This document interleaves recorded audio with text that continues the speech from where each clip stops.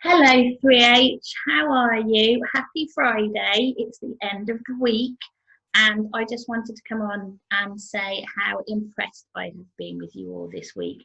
You are really showing me some great knowledge, and you are really sending in some fantastic work. So, the first thing I wanted to do on this Friday afternoon is to say really well done to each and every one of you who are either in school, because I'm told you are doing some really good work in school and you are showing a great mindset, or to those of you who are at home who are sending me lots of work. So well done and keep on going with that.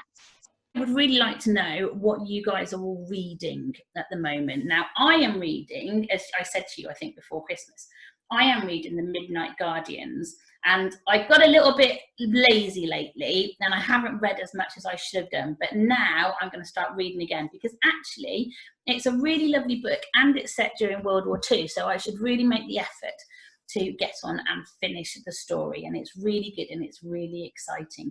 So I would really like to know what you are all reading at home.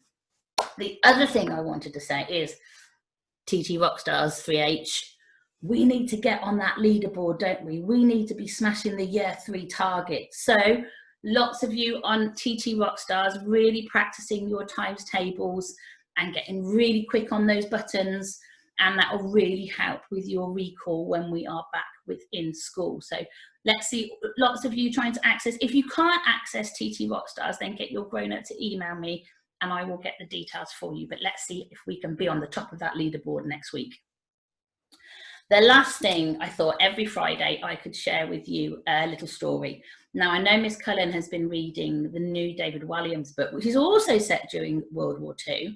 So that's really lovely for you to listen to each day. But I thought on a Friday, I would share with you a book. And this one, my youngest pledger, has chosen this one for you. And it's all about what happens at the end of a fairy tale. Okay, so once everyone is finished, do they really live happily ever after or not? And this one is called Mr. Giant and the Beastly Baron. Okay, so we'll have a read of this one and see what happens to Mr. Giant. It was a lovely morning and the sun shone on Mr. Giant as he walked into the village to do his weekly shopping. He was careful where he put his boots, of course, but he needn't have worried. The villagers weren't scared. They were pleased to see him. "Hey there, Mr. Giant," people called out. "How are things?" Couldn't be better, thanks," said Mr. Giant with a shy smile. In fact, he could hardly believe how well things were going for him these days. He still had occasional nightmares about Jack and hoped he would never, ever meet him again. But he was also very grateful to the little rascal. Jack had made him think about the kind of life he was living. You see, there's our giant there. The truth was that up there in his castle, Mr. Giant had been rather bored and lonely. He had no hobbies or interests and no friends. Everybody had always run off screaming as soon as they heard him start to growl, "Fee, fi, fo." A week in the fairy tale clinic for recovering villains had made all the difference. He had learned that he could change if he wanted to, and Mr. Giant had promised himself he would give up being nasty and violent forever. He decided to leave his castle and move to a lovely village on the far side of the forest. Mr. Giant settled down to live a peaceful, happy life. The villagers were nice to him right from the start, and soon he made plenty of friends. He joined the village social club and took up stamp collecting. Now, the only problems he had were small ones. His cottage was a bit cramped, and he didn't think he would ever get used to eating such tiny portions of food. Today, Mr. Giant soon finished his shopping and set off home, but suddenly he heard shouting and went back to find out what was happening. He stopped behind an enormous old oak tree and peered out. A short, plump man with a mean face was standing on one of the benches outside the village tavern. He was shouting at a group of villagers who were being pushed around by a band of tough-looking soldiers. "I'm Baron Beasley, your new lord and master," the short man yelled, "and I am doubling, no, tripling your taxes. You'll have till next week to pay me." "What if we can't?" said somebody. "We don't have that much money." "You'd better find it then," snapped Baron Beasley, glaring at the villagers. "Otherwise, I'll get my soldiers to burn down your pretty little village. And I don't think I won't do it either. I'm beastly by name as well as nature." Mr. Giant felt anger boiling up inside him as he listened. "Fee, fi, fo, fum," he mumbled. Now Baron Beasley and his beastly men were all marching out of the village, and Mr. Giant almost followed him. He had a vision of what he could do. He's imagining stamping on all the nasty people. Then Mr. Giant realised what he was thinking and felt ashamed. He had made a promise not to be like that, and he was determined not to break it. Once he started behaving badly, he was worried he wouldn't be able to stop. That evening, the villagers held a crisis meeting in the village hall. Mr. Giant squeezed in with everybody else and listened to them argue about what they could do. "We need someone who can stand up to Baron Beasley," said one of the villagers eventually. "Somebody who could really scare the pants off him." "What about you, Mr. Giant?" said the village baker. "You're a big lad. I bet you could be pretty scary if you put your mind to it." "No, count me out. I don't do that kind of thing anymore," said Mr. Giant. He could feel everyone staring at him and he blushed. Oh, all right, fair enough," said the baker, raising his eyebrows. A sigh of disappointment rattled through the hall. "It'll have to be Plan B then." Plan B was simple. The villagers put together all the money they had, even their savings and the coins from their children's piggy banks. That wasn't enough, so they sold their jewellery and even their best animals. Oh no, the cat's going as well. Mr. Giant chipped in with everything he had too. He wondered if the villagers were annoyed with him, but they seemed very thankful for his money and were just as nice as ever, which made him feel more guilty, of course. "It looks like we've hit our target," said the baker. "We'll give the money to Baron Beasley tomorrow and our troubles will be over." Their troubles weren't over, though. Early the next day, Baron Beasley marched into the village with his men. He shouted at the villagers, demanded the money, and they handed it over.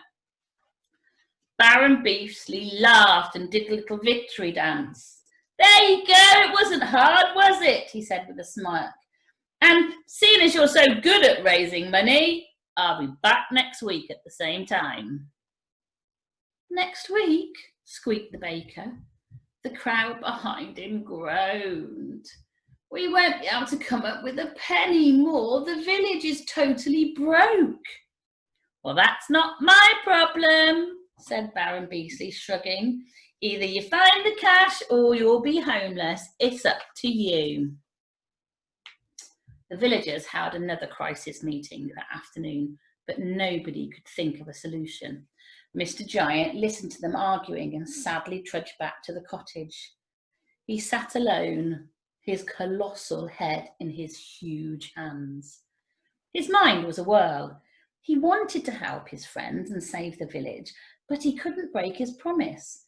It was all too difficult to think about. Only someone really clever would be able to work out what he should do. Oh, the pages are stuck together. There we go. Then suddenly it hit him. He knew exactly the right person, although the thought of meeting Jack again sent shivers of fear down his spine. But he would have to do it if he wanted to save the village. So Mr. Giant wrote a letter. A couple of days later, there was a knock on Mr. Giant's door. There we go. "Hey there, big guy," said Jack. "Great to see you. How are things?" "Not so good, actually," murmured the giant. I need your help."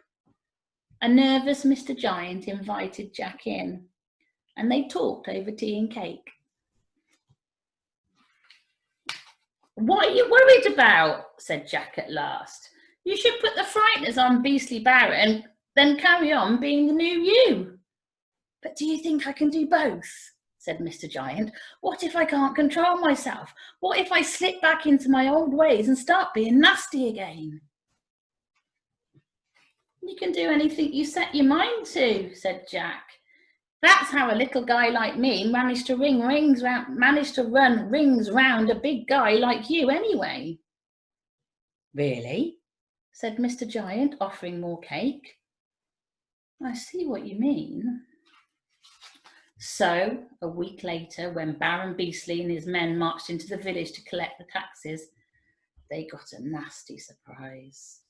A colossal shadow fell over them, and Mr. Giant put on his scariest face. He roared, he stamped his massive boots, and his huge voice boomed out, "Fee, fi, fo, fum!